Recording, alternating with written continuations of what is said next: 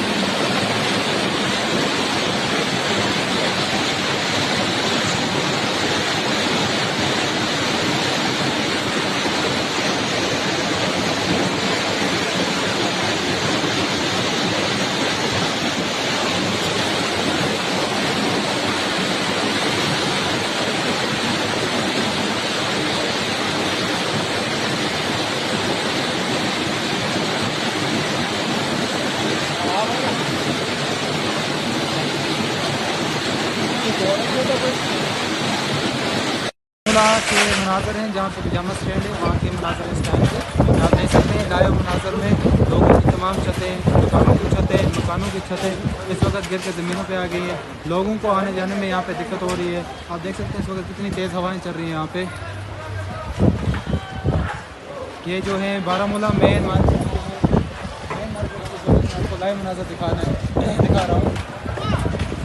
ये देख सकते हैं आप, दुकानदारों का सामान जो है वो उड़ के नीचे आ चुका है पूरा। यहाँ पे देख सकते हैं आप इस टाइम, ये देखिए।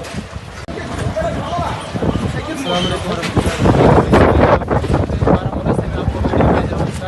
बारामूला में बहुत तेज हवाएँ हैं जिसकी वजह से छतें, दुकानों की छतें उड़ के ज़मीनों पे आ गई है। यहाँ पे ये देख सकते हैं आप इस टाइम कैसे मनाज़र है। इतनी तेज़ हवाएँ चल रही हैं कि यहाँ पे जो दुकानों की छतें हैं वो उड़कर नीचे गिरी हुई है। तो ये